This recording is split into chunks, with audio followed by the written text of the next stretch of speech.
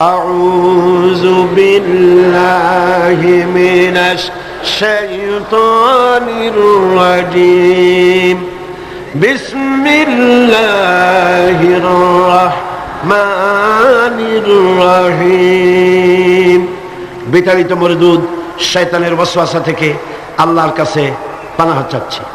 আল্লাহ রাব্বুল আলামিন এখানে বলছেন وَوَصَّيْنَا الْإِنسَانَ بِوَالِدَيْهِ। আল্লাহ পাক বলছেন আমি মানুষকে নসিহত করেছি, উপদেশ দিয়েছি, তারা যেন তাদের মা বাপের হককে যেন চিনে নেয়, যেন বুঝে নেয়।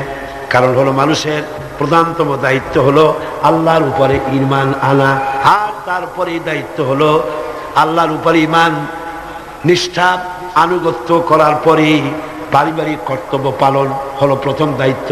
আর সেই প্রথম দায়িত্বের শুরুতে উচ্চ স্থান হলো আল্লাহর পরে, উচ্চ স্থান হলো মা বাপের। সুবহানাল্লাহ। আল্লাহর পরে, আল্লাহ রাসূলের পরে সবচাইতে উচ্চ স্থান কার? আল্লাহর আনুগত্যের পরে মা বাপের আনুগত্য যেন মানুষ করে। এজন্য আল্লাহ রাব্বুল আলামিন তিনি বলছেন وَقَضَى رَبُّكَ أَلَّا تَعْبُدُوا إِلَّا إِيَّاهُ وَبِالْوَالِدَيْنِ إِحْسَانًا। তোমার রবের পক্ষ থেকে এটা ফয়সালা হয়ে গিয়েছে, এটা চূড়ান্তভাবে ফয়সালা হয়েছে যে আমি আল্লাহর পরে, আমি আল্লাহর ইবাদতের পর এহসান করতে হবে, উপকার করতে হবে, ভালোবাসতে হবে, মহব্বত করতে হবে, এহসান করতে হবে মা বাপের। কার? চিল্লায় বলেন কার? মা বাপের আনুগত্য করা, হুকুম মানা আল্লাহ পাক ফরজ করে দিলেন। আল্লাহ পাক শিখালেন ইম্মা ইয়াবলুগান্নাল কিবারা আহাদুহুমা আও কিলাহুমা ফালা তাকুল লাহুমা উফ ولا تنهرهما وقل لهما قولا كريما। আল্লাহ পাক বলছেন তাদের মধ্যে একজন অথবা উভয় তোমাদের সম্মুখে যখন বার্ধক্যে পৌঁছে যায় তাহলে তাদেরকে তাদের সামনে এই শব্দটি পর্যন্ত বলো না, এবং তাদেরকে ভর্ৎসনা করো না, ধমকের স্বরে কথা বলো না, মাথা উঁচু করে ধমকের স্বরে চোখ রাঙায় কথা বলো না, বরং আদবের সাথে সম্মানের সাথে কথা বলো। সুবহানাল্লাহ। মা বাবার সাথে কেমনে কথা বলতে হবে আল্লাহ পাক শিখায় দিচ্ছেন। মা বাবার সঙ্গে কথা বলবা ভদ্রতার সাথে, সম্মানের সাথে, এবং তাদের সাথে দোয়া করতে হবে আল্লাহ রাব্বুল আলামিনের কাছে। আল্লাহ পাক শিখাচ্ছেন ওয়াখফিদ লাহুমা জানাহাদ দুল্লি মিনার রাহমা ওয়া কুর রাব্বিরহামহুমা কামা রাব্বায়ানি সগীরা। হে পরওয়ারদিগার, এভাবে দোয়া করো। মা বাপ তাদের জন্য নরম এবং বিনীত হয়ে তাদের সামনে অবনত হও, করুণার ডানা বিছায়া দাও। মা বাবার জন্য কি করো?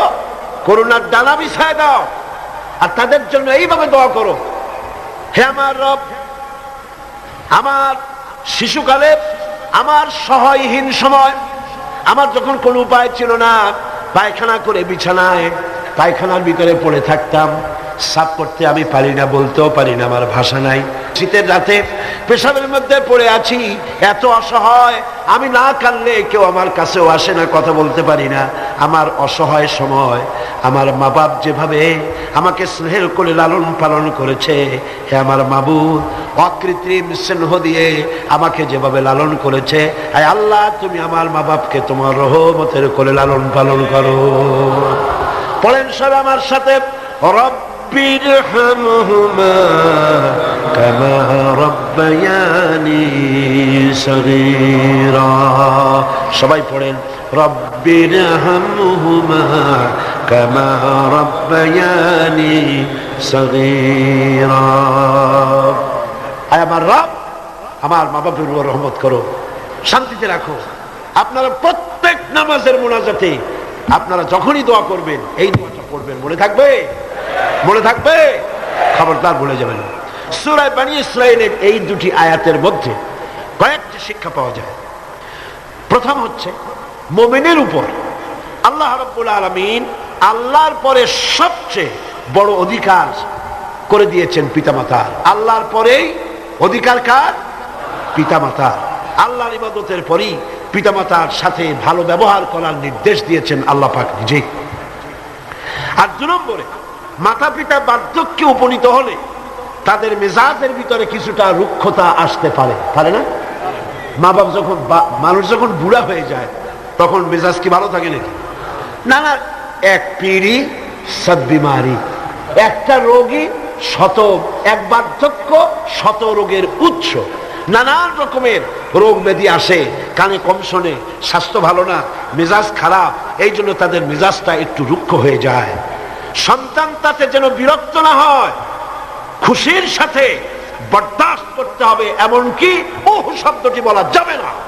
সুবহানাল্লাহ, আল্লাহ নিষেধ করছেন বরদাস্ত।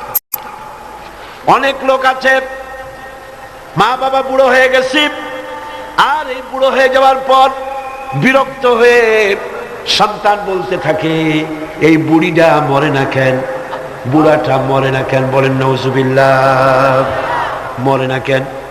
আমার বন্ধুগণ, কি করে এই কথা আপনার মুখ থেকে বেরোলো? আপনার কি মনে নাই, আপনি যখন ছোট ছিলেন তখন অসুস্থ হয়েছেন, টাইফয়েড হয়েছে, রোগ হয়েছে, ডাক্তারপত্র তেমন সেকালে পাওয়া যেত না, আপনার কাছে বসে ঘরে বৈদ্যুতিক লাইট নাই, কেরোসিনের আলো জ্বালায়া মা শিয়রে বসে বসে কোরআন শরীফ তেলাওয়াত করে আর চোখের পানি দরদর করে পড়তে থাকে। আখিরি রজনীতে মা দুহাত উঁচু করে রোগাক্রান্ত মৃত্যু শয্যায় শায়িত সন্তানের পাশে বসে দোয়া করে, রব্বুল আলামিন আমার জীবনের বিনিময়ে আমার সন্তান তারা হায়াত দারাজ করে দাও। যেই মা এমন করে দোয়া করে সন্তানের জন্য, সেই সন্তান বউর কথা মতো অথবা নিজেই মায়ের মেজাজ খারাপ দেখে বলে, বুড়িটা মরে না কেন? নাউজুবিল্লাহ, নাউজুবিল্লাহ। আল্লাহ পাক বলছেন, মাতা পিতার মান মর্যাদার দিকে লক্ষ্য রাখো। সূরা বনী ইসরাঈল আয়াতে এই শিক্ষা পাওয়া যায়, মান মর্যাদার ভিতরে উপরে লক্ষ্য রাখো, কারণ এখন আয় রোজগার করতে পারে না আগের মতো, তাদের অভিমান আসতে পারে, যখন যা প্রয়োজন সন্তান তা দেয় না, বউ একটা ঘরের মধ্যে দাজ্জাল মার্কা, চাইলেও পায় না, নানান রকম অসুবিধার কারণে মান অভিমান হতে পারে, গোসা হতে পারে। আল্লাহ নির্দেশ করছেন, সন্তান তুমি যেন মা বাপের সাথে রাগারাগি করবা না, মায়ের সাথে পিতার সাথে কখনো খারাপ ব্যবহার করবে না। কে নিষেধ করেছেন? বিনয়ের সাথে কথা বলো। আল্লাহ বলছেন মা বাবার সাথে কিভাবে কথা বলো? বিনয়ের সাথে, নরম সুরে, একান্ত অনুগত খাদেমের মতো কথা বলো। সুবহানাল্লাহ। পিতামাতার অসহায় এবং দুর্বল অবস্থায় তাদেরকে বেশি করে সম্মান করো, কারণ মনে রাখা দরকার, তোমার হাজারো বিরক্তি সহ্য করেছে ছোটবেলায় তোমার মা বাপ, হাজার বিরক্তি সহ্য করেছে, কোলে উঠেছো, ঘাড়ে উঠেছো, পেশাব করেছো, পায়খানা করেছো, বিরক্তি সহ্য করে নাই মা? সহ্য করে নাই? হাজারো বিরক্তি সহ্য করেছে। এজন্য আল্লাহ পাক বান্দাকে স্মরণ করে দিয়েছেন, বান্দারে মা বাপের জন্য দোয়া করবি, রব্বিরহামহুমা কামা রাব্বায়ানি সগীরা। এই দায়িত্ব কে দিলেন? কে দিলেন? এখন আপনি যেন দায় সারার জন্য, আল্লাহ দায়িত্ব দিছে বলে আপনি দায় সারার মতো মায়ের একটু কাপড় দিলেন, বাপের একটু জামা দিলেন, 2-5 টাকা দিলেন, দায় সারার জন্য দিচ্ছেন না অন্তরের মহব্বত দিয়ে দিচ্ছেন? এটা দেখছেন কে? দেখেন আল্লাহ কি বলছে, রব্বুকুম আ'লামু বিমা ফি নুফুসিকুম ইন তাকুনু সালিহিন ফাইন্নাহু কানা লিল আওয়াবিনা গফুরা। তোমার রব কিন্তু জানেন যে তুমি কি দায় সারা গোছের কাজ করছো, না আমার অর্পিত দায়িত্ব হিসেবে তুমি তোমার মাকে সম্মান করছো, টাকা দিচ্ছ, পিতাকে সম্মান করছো, আমি দেখতে পাচ্ছি। তবে আল্লাহ পাক তওবাকারীকে ভালোবাসেন, সালিহিনদেরকে ভালোবাসেন। আর আল্লাহ পাক হচ্ছেন গফুর, তিনি হচ্ছেন ক্ষমাশীল। দায়িত্ব পালন হিসেবে মহব্বত দিয়ে, ভালোবাসা দিয়ে, শ্রদ্ধা দিয়ে তোমার মা বাপের খেদমত করবে, দায় সারা গোসলের জন্য না হয়। কারণ এককালে তুমি ছেলে যাদের মুখাপেক্ষী, ভালো করে শোনেন, এককালে আমরা সবাই মা বাপের মুখাপেক্ষী ছিলাম না? বলেন ছিলাম না? এককালে তুমি যাদের মুখাপেক্ষী ছিলে তারা আজ তোমার মুখাপেক্ষী হয়ে গেছে। আবার সময় আসবে যখন আমরাও আমাদের সন্তানদের মুখাপেক্ষী হয়ে যাব। তিলকাল আইয়ামু নুদাবিলুহা বাইনান নাস, এটাই হলো ইতিহাস, এরকমই হবে। দাদা বসেছিল পুকুর পাড়ে গোসল করবে, একেবারে কুজো হইয়া হাঁটু মাথার উপর উঠে গেছে। নাতি কাছে গিয়ে বলছে, দাদা বর্ষিটা কত দিয়ে কিনছো? দাদা তো বর্ষির মতো কুজো হয়ে গেছে। দাদা রসিকতা বুঝতে পেরেছেন। দাদা বলছেন, ভাই কেনা লাগবে না, সময় আসলে তুমিও একটা ফ্রি পাবা। কাজে আজকে আমরা এক সময় অসহায় ছিলাম, মা বাপ আমাদেরকে যত্ন করে পালন করেছে। আজ তারা অসহায়, তুমি তাদেরকে যদি মর্যাদা দাও, তুমি তখন অসহায় হবে, তোমার সন্তান তোমাকে অবশ্যই মর্যাদা দেবে।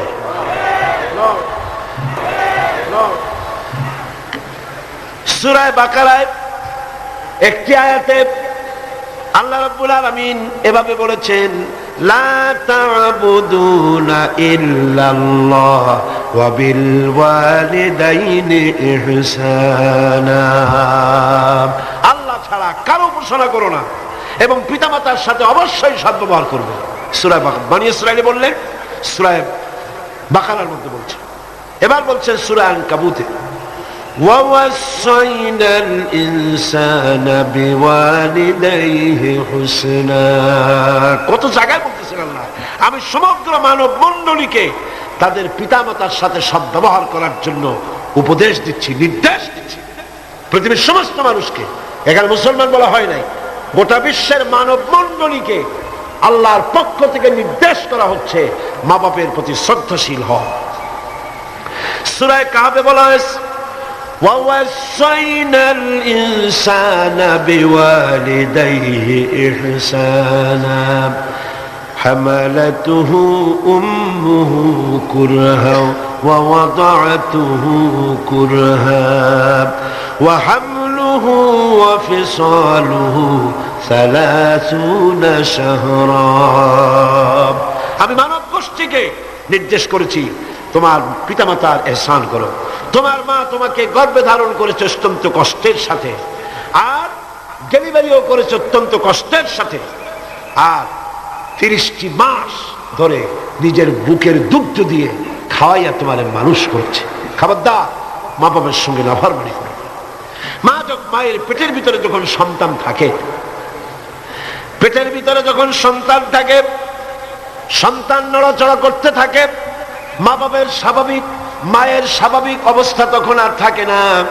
লক্ষ্য করেন, মায়ের স্বাভাবিক অবস্থা থাকে না, ক্ষুধা কম হয়ে যায়, খেতে পারে না, মাথা ঘুরাতে থাকে, শরীরের ভিতরে একটা অস্বাভাবিক অবস্থা বিরাজ করে, তার মাসিক অসুখটা বন্ধ হয়ে যায়।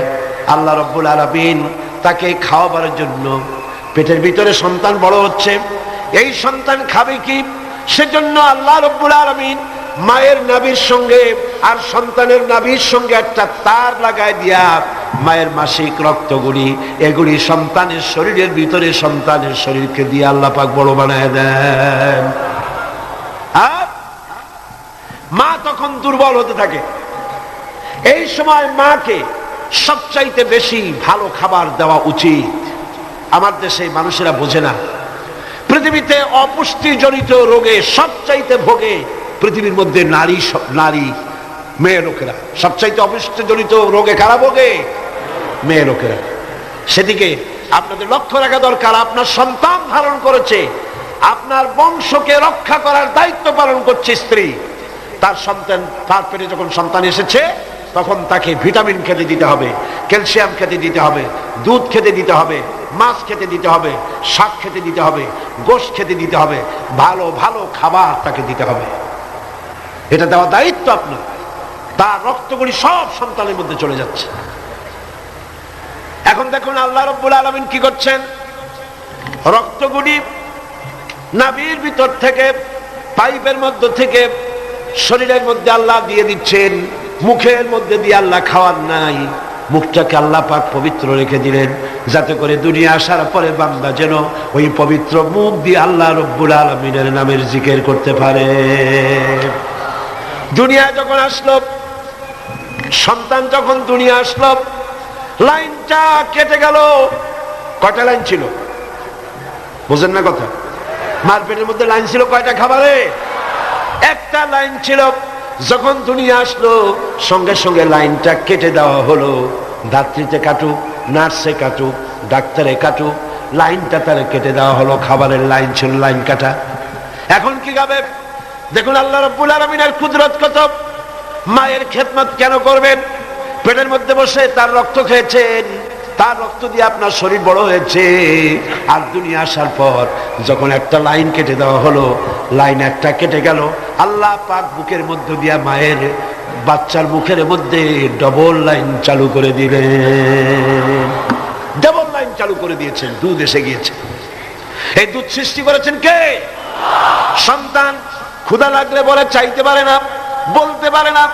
আল্লাহ রাব্বুল আলামিন মায়ের কলিজার ভিতরে এমন আকর্ষণ দিয়েছেন সন্তানের প্রতি। সন্তান যখনই ক্ষুধা লাগে সন্তান কাঁদতে থাকে, আর কান্নার আওয়াজে মায়ের কলিজার ভিতরে অসহ্য বেদনা শুরু হয়ে যায়, সন্তানের প্রতি আকর্ষণ সৃষ্টি হয়ে যায়। যত কাজ থাকুক না কেন সব ফেলে দিয়ে মা দৌড়ে গিয়ে কলিজার টুকরা সন্তানকে বুকের সাথে জড়াইয়া ধরে। সুবহানাল্লাহ। এজন্য বাচ্চা যখন গর্ভে থাকে আল্লাহ নবী বলেছেন, আল মারআতু ইযা হামিলাত কানা লাহা আজরুস সাইমিল কাইম আল মুখবিতিল মুজাহিদ ফি সাবিলিল্লাহ। আল্লাহ পাকের নবী বলেন, মায়ের পেটে যখন সন্তান থাকে, এই সন্তান পেটে থাকার কারণে রাতের বেলা যে ঘুমাতে পারে না ঠিক মতো, সারা রাত দাঁড়ায় দাঁড়ায় ইবাদত করলে যত সওয়াব হইতো আল্লাহ পাক মায়ের আমলনামায় সেই সওয়াব লিখে দেন। মা যে খেতে পারে না ঠিক মতো খেতে পারে না, এই জন্য 10টি মাস রোজা রাখতে পারে যে সওয়াব হতো মায়ের আমলনামায়, আল্লাহর নবী বলেন রোজার সওয়াব আল্লাহ পাক তার আমলনামায় লিখে দেন। সে যে কষ্ট বরদাস্ত করে, এই কষ্ট বরদাস্ত করার জন্য পেটে ধারণের কষ্ট আর ডেলিভারির কষ্ট বরদাস্ত করার কারণে পুরুষেরা জিহাদ করে যে সওয়াব পাবে, মা সন্তান পেটে ধরে ডেলিভারি করে সন্তান মানুষ করে সেই জিহাদের সওয়াব পাইয়া যাবে। সুবহানাল্লাহ, জোরে বলেন সুবহানাল্লাহ। আমার বন্ধুগণ, এ সওয়াব আল্লাহ পাক মানুষকে দান করেছেন। মা বাপের খেদমত করতে বলেছেন, মাকে ভুলে যেও না, মায়ের প্রতি শ্রদ্ধাশীল হও, মায়ের জন্য আল্লাহর কাছে দোয়া করো, আমার কাছে মা বাপের জন্য প্রার্থনা করো। রব্বির হামহুমা কামা রাব্বায়ানি সগীরা। পড়েন সবাই, রব্বির হামহুমা কামা রাব্বায়ানি সগীরা। আয় আল্লাহ, আমার মা বাপ যেমন স্নেহের করে আমাকে লালন পালন করেছে, তুমিও আমার মা বাপকে তোমার রহমতের করে লালন পালন করো। এখানে একটা জিনিস লক্ষ্য করো, হামালাতুহু উম্মুহু ওয়াহনান আলা ওয়াহনি, ওয়াহনান আলা ওয়াহনি। শান্তির পর শান্তি, কষ্টের পর কষ্ট। অর্থাৎ পেটে ধরার কষ্ট, ডেলিভারির কষ্ট, এই যে কষ্ট মা বহন করছে, এই কষ্টের ঋণ মানুষ সন্তানেরা কোনোদিন শোধ করতে পারবে না। পারবে? সন্তান যদি তার বুকের চামড়া দিয়া মায়ের জন্য এক জোড়া জুতা তৈরি করে দেয়, পিঠের চামড়া নয়, সন্তান যদি তার বুকের চামড়া দিয়া মায়ের পায়ের এক জোড়া যদি জুতা তৈরি করে দেয়, মায়ের এক ফোঁটা দুধের হক আদায় হবে না। আল্লাহ পাক বলছেন, ওয়া ইন জাহাদাকা আলা আন তুশরিকা বি মা লাইসা লাকা বিহি ইলম ফালা তুতি'হুমা وصاحبهما في الدنيا معروفا। আল্লাহ পাক বলছেন, কিন্তু তারা যদি তোমাকে, মর্যাদা তাদের আল্লাহর পরেই মা বাপের মর্যাদা, আল্লাহর পরে কার মর্যাদা? সন্তানের কাছে মা বাপের মর্যাদা। কিন্তু তারা যদি তোমাকে আমার সাথে এমন কাউকে শরীক করার জন্য চাপ সৃষ্টি করে যাকে তুমি চেনো না, আমার শরীক হিসাবে জানো না, তাহলে ফালা তুতিউহুমা, তাহলে অবশ্যই তাদের সে কথা মানবে না। সুবহানাল্লাহ, মানবে না। মা বাপের কথা কতটুকু মানা যাবে এবং কতটুকু মানা যাবে না সে ব্যাপারেও শরীয়ত ঠিক করে দিয়েছে। ঠিক এরকম আরেকটি আয়াত সূরা আনকাবুতের মধ্যে এসেছে। আল্লাহ পাক বলছেন, وَوَصَّيْنَا الْإِنسَانَ بِوَالِدَيْهِ حُسْنًا وَإِنْ جَاهَدَاكَ لِتُشْرِكَ بِي مَا لَيْسَ لَكَ بِهِ عِلْمٌ فَلَا تُطِعْهُمَا। আল্লাহ পাক নির্দেশ করছেন, মা বাপের খেদমত করো, সম্মান করো, ইহসান করো। আর তারা যদি তোমাদের উপরে কোন চাপ সৃষ্টি করে আমার সাথে কাউকে শরীক স্থাপন করার জন্য, তাহলে অবশ্যই তাদের এই কথা তোমরা মানবে না। এর ব্যাখ্যা হচ্ছে, এই আয়াতটি নাজিল হয় সেই সময় যখন তিরমিজি, আহমদ এবং নাসাই এই তিনটি হাদিসে এই দৃষ্টান্তটা এসেছে এই আয়াত নাজিলের প্রেক্ষাপট সম্পর্কে। এই আয়াতটি নাজিল হয়েছে হযরত সাদ বিন আবি ওয়াক্কাস রাদিয়াল্লাহু তাআলা আনহুর ব্যাপারে। তিনি 18 বা 19 বছর বয়সে ইসলাম কবুল করেন এবং ইসলাম কবুল করার পর তার মা হামনা বিনতে সুফিয়ান, আবি সুফিয়ানের ভাইজি, তিনি দারুণভাবে অসন্তুষ্ট হয়ে গেলেন এবং তিনি অনির্দিষ্ট কালের জন্য ধর্মঘট করলেন, অনশন ধর্মঘট। অনশন ধর্মঘট কিন্তু নতুন কিছু না, আগেও ছিল।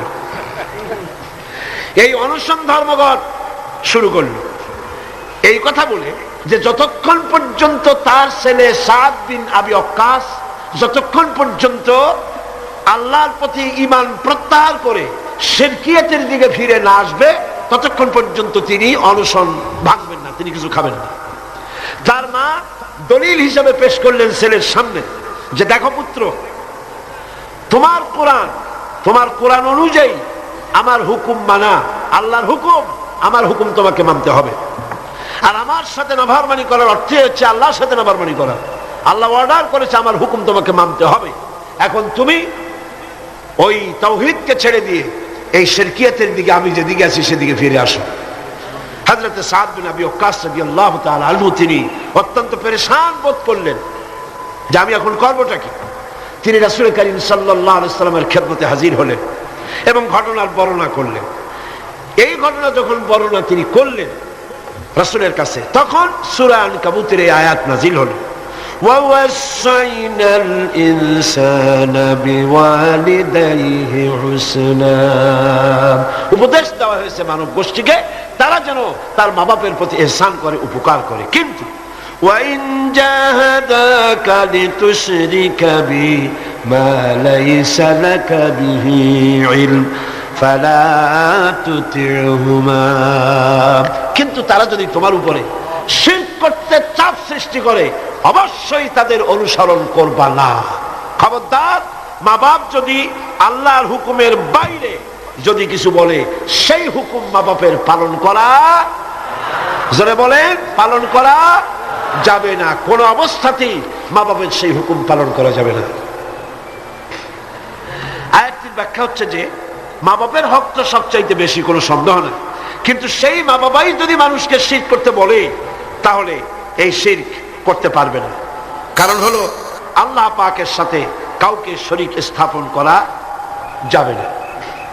কারণ তাদের অবৈধ আবদার সন্তানের অমান্য করাই জরুরি।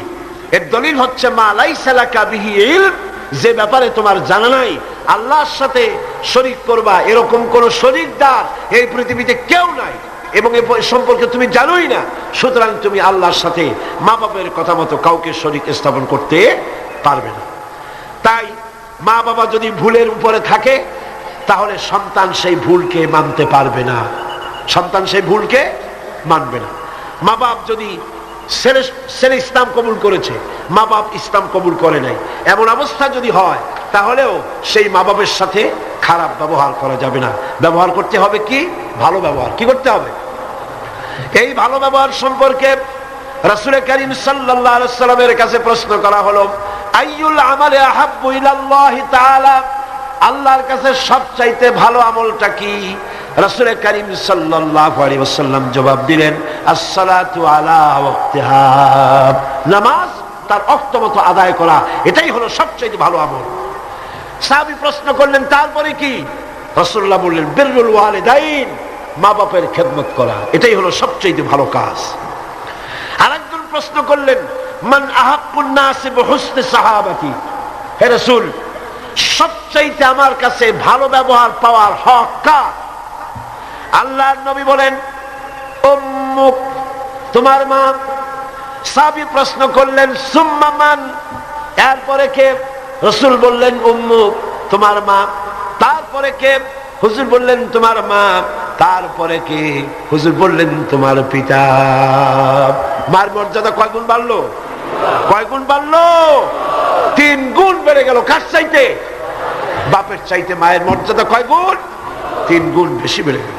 হযরত আব্দুল্লাহ ইবনে আমর রাদিয়াল্লাহু তাআলা আনহু তিনি বলেছেন, যা রাজুলুন ইলান নবী সাল্লাল্লাহু আলাইহি ওয়াসাল্লাম ফাস্তাযানা লাহু ফিল জিহাদ, তিনি বলছেন যে একজন লোক রাসূলের কাছে আসলেন এবং তিনি অনুমতি চাইলেন জিহাদে যাওয়ার জন্য, যুদ্ধে অংশগ্রহণ করার জন্য। ফাকালা আহাইয়ুন ওয়ালিদাক, রাসূল জিজ্ঞেস করলেন, তোমার পিতামাতা কি জীবিত আছেন? তিনি জবাব দিলেন, ক্বালা নাম, হ্যাঁ আমার মা বাবা জীবিত আছে। ক্বালা ফাফিহিমা ফাজাহিদ, চলে যাও বাড়ি, মা বাবার খেদমত করো, এটাই তোমার জন্য জিহাদ। জোরে বলেন সুবহানাল্লাহ। হাজমা নামক আরেকজন সাহাবী রাসূল করিম সাল্লাল্লাহু আলাইহি ওয়াসাল্লামের কাছে উপস্থিত হলেন। তিনি অনুমতি চাইলেন যে রাসূল, আমি জিহাদে যেতে চাই, আমি জিহাদে যেতে চাই। হুজুর বললেন, আলাকা ওয়ালিদাতুন, তোমার কি মা বেঁচে আছে? তিনি বললেন, হ্যাঁ আমার মা জীবিত আছেন। আল্লাহর নবী বললেন, ইযহাব ফাকরিমহা ফাইন্নাল জান্নাতা তাহতা রিজলাইহা, আখরাজাহু নাসাই, নাসাই শরীফের হাদিস। রাসূলুল্লাহ বললেন, তোমার মা যখন আছে, ইযহাব, ফিরে যাও, বাড়ি চলে যাও, ফাকরিমহা, এবং মায়ের সম্মান করো, ইজ্জত করো, মায়ের খেদমত করো, ফাইনাল জান্নাতা তাহতা রিজলাইহা, আমার সেই দুধ মা হযরতে হালিমাতুস সাদিয়া, আমার দুধ মা। সুবহানাল্লাহ, মায়ের সম্মান ইসলাম এত বেশি দিয়েছে। মায়ের দুধের বদলা ইয়েমেন থেকে একজন হাজী সাহেব আসছে, মাকে ঘাড়ে নিয়ে তাওয়াফ করতেছে আর গান গাচ্ছে, শের পড়তেছে, মায়ের হক আদায় করে ফেলেছি, মাকে নিয়ে হজ করলাম, মাকে নিয়ে তায়েফ কি বলে মুজদালিফায় গেলাম, মিনায় গেলাম, রমিয়া হাজার করলাম, সাই করলাম, তাওয়াফ করলাম, মাকে গাড়ি নিয়ে সব করেছি, আমার মায়ের হক আমি আদায় করেছি। হযরত আব্দুল্লাহ বিন ওমর রাদিয়াল্লাহু তাআলা আনহুমা ওই লোকের শের শুনে, গান শুনে, এই কথা শুনে তিনি বললেন, তুমি কিসের হক আদায় করেছো? তুমি তো তোমার মায়ের একটা আহ শব্দের হক আদায় করতে পারো নাই। তোমার মা কষ্টে পড়ে তোমাকে কোলে নিয়ে, তোমাকে তোমার কষ্টের সময়, বিপদের সময় তোমাকে দুঃখে দেখে, কষ্ট দেখে মুখ থেকে যাও শব্দটা বেড়েছে, সারা জীবন তো সেই হক আদায় করতে পারবে না। হক আদায় করছো, এত বড় কথা কি করে বলতে পারলে? মা বাপের, পিতামাতার আনুগত্যের চূড়ান্ত রূপ বলতে গিয়ে হযরত ইবনে আব্বাস রাদিয়াল্লাহু তাআলা আনহু বলেছেন, ওয়ান ইবনে আব্বাস রাদিয়াল্লাহু তাআলা আনহু আন্নাহু قال قال رسول الله صلى الله عليه وسلم من أصبح مطيعا لله في والديه أصبح له بابان مفتوحان من الجنة। হযরত ইবনে আব্বাস রাদিয়াল্লাহু তাআলা আনহু বলেছেন, আল্লাহ রাসূল বলেছেন, যে ব্যক্তি পিতামাতার সম্পর্কিত আল্লাহর নাজিলকৃত হেদায়েত মেনে নিয়ে সকাল করলো, আল্লাহ রাব্বুল আলামিন তার জন্য জান্নাতের 2টা দরজা খুলে দেন। আর যদি মা বাপ বেঁচে নাই, দুজনের একজন আছে, তার খেদমত করে তাকে খুশি করে যদি সকাল করে, জান্নাতের একটা দরজা তার জন্য খুলে যায়। ওয়ামান আমসা আসিয়ান লিল্লাহি ফি ওয়ালিদাইহি আসবাহা লাহু বাবানে মাফতুহান মিনান নার। আর যদি মা বাপকে অসন্তুষ্ট করে, আল্লাহ যে হুকুম করেছে সেই হুকুম অনুযায়ী মা বাবার খেদমত না করে, মা বাবার সাথে নাফরমানি করে যে সন্ধ্যা করলো, নবীজি বলেন তার জন্য জাহান্নামের দুইটা দরজা খোলা হয়ে যায়। মা বাবার দুজনের একজন যদি বেঁচে থাকে, তাহলে মা বাবার দুজনের একজন যদি বেঁচে থাকে, তাহলে তাকে যদি অসন্তুষ্ট করা হয়, জাহান্নামের একটা দরজা তার জন্য খোলা হয়ে যায়। সাহাবী প্রশ্ন করলেন, ক্বালা রাজুলুন ওয়া ইন যালামাহু, ক্বালা ওয়া ইন যালামাহু।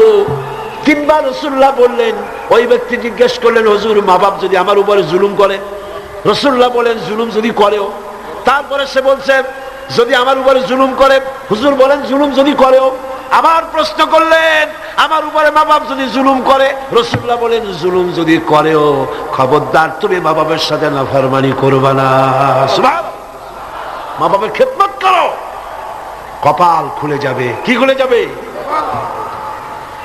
আমার বন্ধুগণ, হযরত ইবনে আব্বাস রাদিয়াল্লাহু তাআলা আনহু আরো বলেন, আন ইবনে আব্বাস রাদিয়াল্লাহু তাআলা আনহু আন্না রাসূলুল্লাহ সাল্লাল্লাহু আলাইহি ওয়াসাল্লাম قال قال من ولد بار ينظره الى والديه نظرة رحمة الا كتب الله بكل نظرة حجة।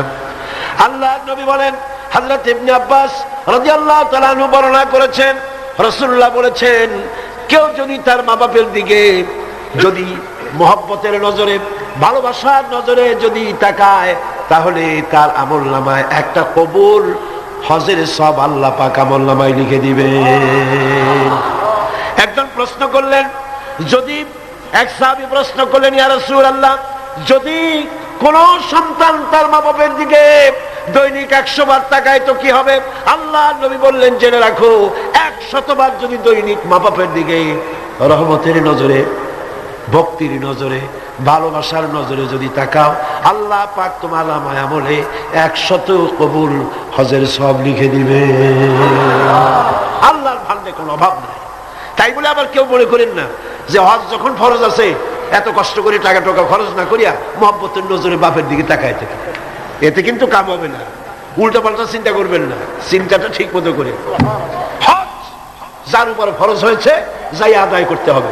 এখানে আল্লাহ পাক সওয়াব দিবেন। এই সওয়াবে আপনার হজ যে ফরজ হয়ে আছে, সেই দায়িত্ব কিন্তু আদায় হবে না।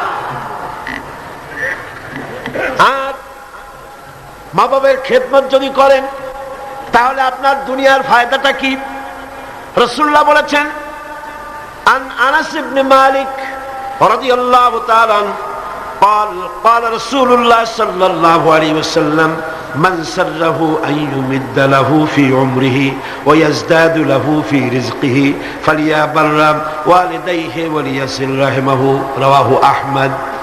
আল্লাহর নবী বলেন, হযরত আনাস বিন মালিক রাদিয়াল্লাহু তাআলা আনহু থেকে বর্ণিত, আল্লাহর নবী বলছেন, কেউ যদি দুনিয়ায় তার রিজিক বাড়াতে চায়, সম্মান বাড়াতে চায়, হায়াত বাড়াতে চায়, সে যেন তার মা বাপের খেদমত করে।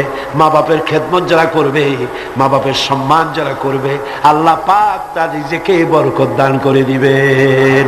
রিজকে কোনোদিন অভাব হবে না। কবরের কাছে গিয়া, মাজারের কাছে গিয়া বলা লাগবে না, ইয়া খাজা মেরা মতলব কো পুরা কর দে। এটা বলা লাগবে না, এটা বলা লাগবে না। আপনার রিজকে বরকত হয়ে যাবে মা বাপ যদি আপনাকে, আপনার জন্য দোয়া করে। এ দোয়া কবুল। মা বাবার দোয়া কি কবুল হয়ে যাবে। সুতরাং রাসূলুল্লাহ বলছেন, আল্লাহ নবী বলছেন, রিজকে বরকত হবে, সম্মান বৃদ্ধিপ্রাপ্ত হবে, অশান্তি হবে না, অসম্মান হবে না। মা বাবার খেদমত করবা, রিজকে কোনো অভাব হবে না। সুবহানাল্লাহ। হযরত আবী হুরায়রা রাদিয়াল্লাহু তাআলা আনহু বলছেন, আন আবী হুরায়রা রাদিয়াল্লাহু তাআলা আনহু عن النبي صلى الله عليه وسلم قال رغم أنفه ثم رغم أنفه ثم رغم أنفه। আল্লাহ নবী বলছেন, তিনবার বললেন, সে ব্যক্তি অপমানিত হোক, সে ব্যক্তি অপমানিত হোক। কোন ব্যক্তি? قيل من ইয়া রাসূলুল্লাহ, কোন ব্যক্তি অপমানিত হোক? قال من أدرك والديه عند الكبر أو أحدهما ثم لم يدخل الجنة। ভালো করে শোনেন, আল্লাহর নবী বলেন সেই ব্যক্তি অপমানিত হোক। তিনবার বললেন। প্রশ্ন করা হলো কোন ব্যক্তি? রাসূলুল্লাহ বললেন মা বাপ দুইজন অথবা একজনকে জীবনে সে পেল আর খেদমত করে আল্লাহর জান্নাত নিজের জন্য ওয়াজিব করে নিতে পারলো না, তার মতো হতভাগ্য আর কেউ নাই। মা বাপ যাদের আছে প্রাণ ভরে তাদের খেদমত করো, তাদের খেদমতে আল্লাহ পাক কিসমত খুলে দেবে। আবু দাউদ শরীফের একটি হাদিস শুনুন। হযরত আব্দুল্লাহ বিন আমর রাদিয়াল্লাহু তাআলা আনহু তিনি বলছেন, এক ব্যক্তি তার মাতা পিতাকে কাঁদায় রেখে রাসূলের সামনে জিহাদে যাওয়ার জন্য উপস্থিত হয়েছেন, মা বাপকে ক্রন্দনরত অবস্থায় রেখে। রাসূলুল্লাহর কাছে খবর এলো এই যুবক জিহাদে যাওয়ার জন্য আসছে আর তার মা বাপ কাঁদতেছে। রাসূলুল্লাহ বললেন ফিরে যাও, মা বাপকে যেভাবে কান্দায় আসছো ওইভাবে খুশি করে তারপরে আসো, মা বাপকে অখুশি রেখে জিহাদে যাইও না। মা বাপের খেদমত করো, তাদেরকে খুশি করো। অন্য হাদিসে এসেছে রাসূল করিম সাল্লাল্লাহু আলাইহি ওয়াসাল্লামের খেদমতে একজন হাজির হয়ে অভিযোগ করলো। একজন হাজির হয়ে সে অভিযোগ করছে, হে রাসূল, আমার মা খুব বদমেজাজের মেয়ে লোক। কে বলছে? এক যুবক বলছে রাসূলের কাছে গিয়ে, আমার মা খুব বদমেজাজের মানুষ। অভিযোগ। প্রিয় নবী তার জবাবে বললেন, হে যুবক, 9 মাস ধরে অব্যাহত ভাবে তোমার মা যখন তোমাকে গর্ভে ধারণ করেছিল তখন তো তোমার মায়ের মেজাজ খারাপ ছিল না। তোমার মা যখন তোমাকে পেটে ধরে রাখছিল তোমার মেজাজ খারাপ ছিল? আহারে কি সুন্দর কথা। পেটের ভিতরে একটা জীবিত মানুষ, একটা জীবিত মানুষের পেটের মধ্যে আর একটা জীবিত মানুষ, সে চুপ করে বসে নাই, কেন দিয়ে গুঁতা মারতেছে, হাঁটু দিয়ে গুঁতা মারতেছে। আমার তো মনে হয় যে এই রকমের যদি পুরুষের হইতো, পুরুষের যা মেজাজ খারাপ, দুনিয়া আসার সাথে সাথে ঠ্যাং ধরে আসার মারতো যে পেটের মধ্যে বসে এত নড়াচড়া করছি রেখা। আর মায়ের অবস্থাটা দেখেন, এত কষ্ট পেটে ধারণ করায়। ডেলিভারি যখন করলো 10 মাসের পেটে ধরার কষ্ট আর ডেলিভারির কষ্ট, ডেলিভারিতে কত কষ্ট হয় সে কথা আল্লাহ ছাড়া আর কেউ জানে না। এই ডেলিভারি যখন হয়ে যায়, মা যখন হুঁশে এলো, মা প্রথমেই জানতে হয় কি হয়েছে আমারে দেখাও। সন্তান যখন মায়ের চোখের সামনে তুলে ধরা হয়, আমার আল্লাহ পাক বলেন মায়ের 10 মাসের পেটে ধরার কষ্ট আর ডেলিভারির কষ্ট সন্তানের চেহারা দেখার সঙ্গে সঙ্গে মায়ের মন থেকে আমি আল্লাহ মুছে ফেলে দেই।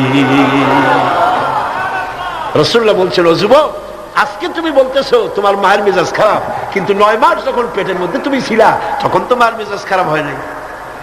যুবক তখন পাল্টা জবাব দিল, হে রাসূল, আমি মিথ্যা কথা বলছি না, আমার মা সত্যই তার মেজাজটা দারুণ খারাপ।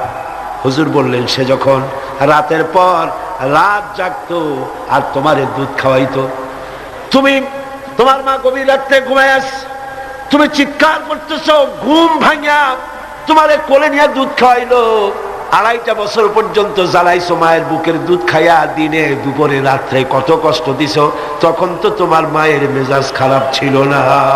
আরে আরে খেতে বসেছে মা কি করে? সকলকে আগে খাওয়ায়, স্বামীরে খাওয়াইলো, মেহমান খাওয়ালো, বাচ্চাদের খাওয়ালো, সব শেষে সামান্য তরকারি আর ভাত আছে, খাইতে বসছে সব শেষে, বাচ্চারে কোলে নিয়ে, বাচ্চা পায়খানা করে দিয়েছে কোলের মধ্যে। মা বিরক্ত হইল না, বিরক্ত হলো না, খাবারের থালাটা সরায় রেখে মা বাচ্চাকে কোলে করে নিয়ে বাচ্চাকে সাফ করালো, নিজের কাপড় চোপড় সাফ করলো, তারপরে ক্রন্দনরত বাচ্চার মুখে 2-3টা চুমা দিয়া তারপর আবার খাইতে বসলো। যেই মা তোমারে নিয়া এভাবে করে 2.5 মাস পর্যন্ত বুকের দুধ খাওয়া তোমারে বড় করলো, তখন তো তোমার মায়ের মেজাজ খারাপ ছিল না। যুবক বলছেন, হে রাসূল, আমার মা আমাকে নিয়ে যত কষ্ট করেছে আমি সে কষ্টের হক আদায় করে দিয়েছি। আমি তাকে হক আদায় করছি, যার তার খাবার দিয়েছি, পড়ার দিয়েছি, তারে নিয়ে হজ করেছি, হক আমি আদায় করে দিয়েছি। আল্লাহ নবী জিজ্ঞেস করলেন, সত্যি কি তুমি হক আদায় করছো? কয়ে হ্যাঁ, আমি হক আদায় করে দিয়েছি। প্রিয় নবী জবাবে বললেন, তুমি তো বলছো হক আদায় করেছো, কিন্তু আমার প্রশ্ন হচ্ছে তুমি কি তোমার মায়ের সেই কষ্টের বদলা দিতে পেরেছো যে কষ্ট তোমাকে ভূমিষ্ঠ করার সময় তোমার মায়ের হয়েছিল? তোমাকে ডেলিভারি করার সময় তোমার মায়ের যে যন্ত্রণা হয়েছিল সে হককে আদায় করতে পেরেছো?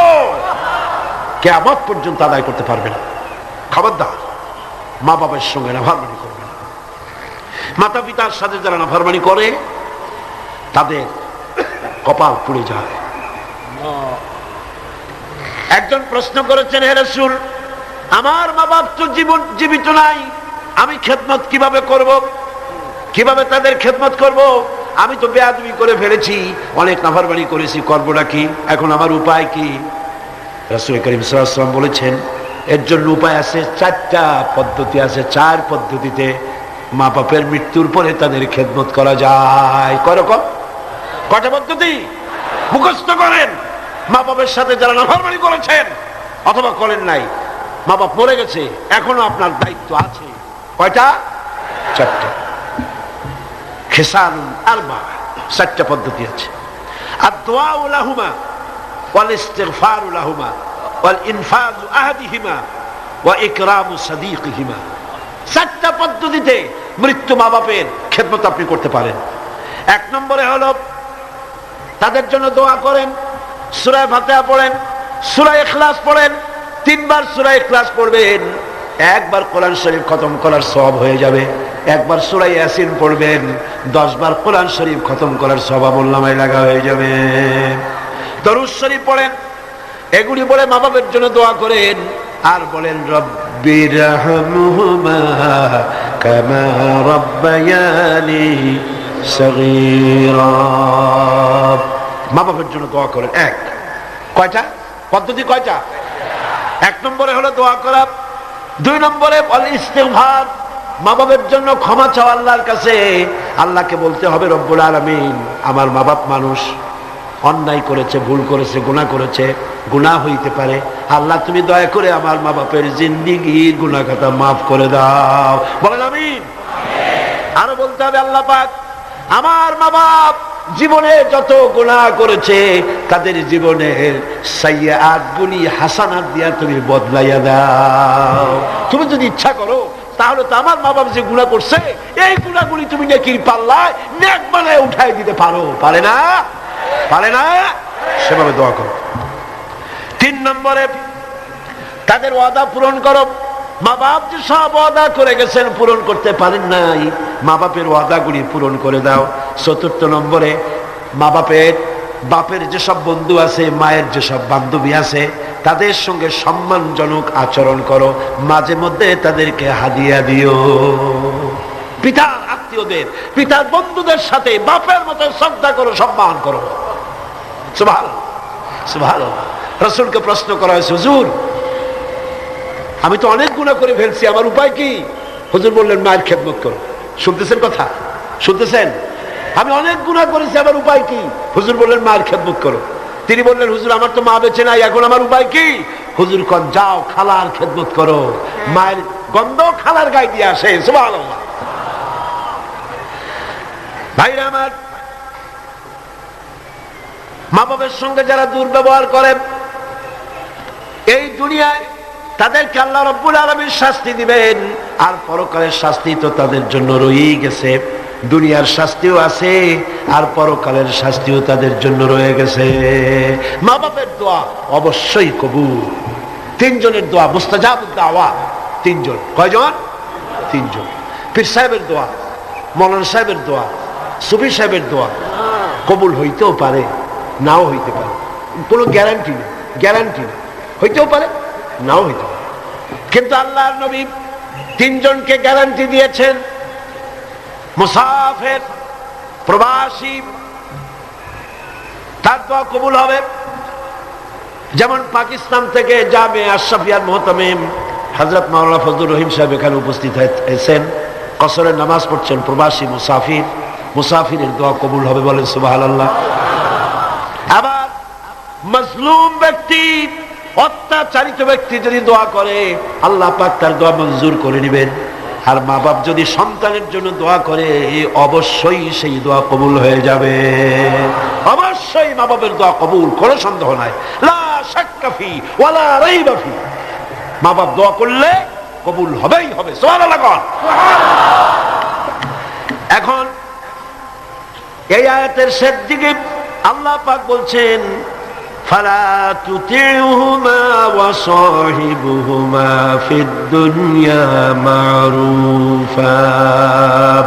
মা বাপ যদি মুশরিকা হয় তাহলে তাদের সাথে আচরণটা কিন্তু খারাপ করা যাবে না। কথা বুঝতে পেরেছেন? আচরণ খারাপ করা যাবে না, আচরণ ভালো করতে পারো, ভালো হতে হবে। সদাচরণ করো। মা বাপ যদি অমুসলিম হয়, গুনাহগার হয়, এমনকি মা যদি বেশ্যা হয়, তোমার কাছে মা মাই, খবরদার মায়ের সাথে নাফরমানি করতে পারবে না। কথা বুঝে আসছে? মাথায় ঢুকতেছে?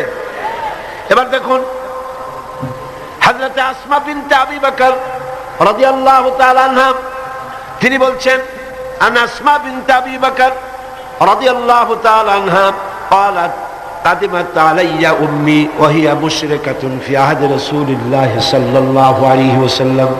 রাসূলুল্লাহর যুগে আমার মা মুশরিক অবস্থায় আমার বাড়ি আসলো। আমি প্রশ্ন করলাম, হে রাসূল, আমার মা আমার বাড়িতে আসছে, আমি কি তার সঙ্গে আত্মীয় জনিত ব্যবহার করব নাকি? আমার মা হিসাবে তার সাথে আমি সেরকম ব্যবহার করব নাকি? অথচ তিনি ইসলামের প্রতি বেজার, আপনার প্রতি নাখোশ, আল্লাহর প্রতি নাখোশ, ইসলাম তিনি ভালোবাসেন না। আমার বাড়ি আসছে, আমি তার মেয়ে, আমি এখন তার খেদমত করা বা তার প্রতি ভালো ব্যবহার করা আমার জন্য কিরকম হবে আপনি বলেন? নবীজি বললেন, অবশ্যই তুমি তোমার মায়ের সাথে সম্মানজনক, আত্মীয়তাজনক, মায়ের সাথে সন্তান যেমন ব্যবহার করে সেই ব্যবহার করা লাগবে। মা মুশরিকা হতে পারে, ব্যবহার পাবে সে সন্তান যে ব্যবহার করা উচিত সেই ব্যবহারই পাবে। এই জন্য যাদের মা এবং পিতা মুশরিক বা মুশরিকা, তাদের জন্য সন্তান কেঁদে কেঁদে আল্লাহর কাছে দোয়া করবে। তোমার মা যদি বেনামাজি হয়, তোমার বাপ যদি বেনামাজি হয়, তাহলে তাদের নসিহত করতে গিয়া আঙ্গুল উঁচু করে, চোখ রাঙাইয়া, মাথায় ধমক দিয়া, ধমকের সুরে মা বাপকে কথা বলতে পারবা না। পায়ে ধরে বলো মাকে, পিতাকে পায়ে ধরে বলো, বাবা, হে আমার মা বাবা, নামাজ পড়ছেন না, এটা জাহান্নামের রাস্তা, অনুগ্রহ করে নামাজ পড়ুন। ধমক দেওয়া যাবে না। সুবহানাল্লাহ। আমার বন্ধুগণ, মা বাপের জন্য কেঁদে কেঁদে দোয়া করতে হবে।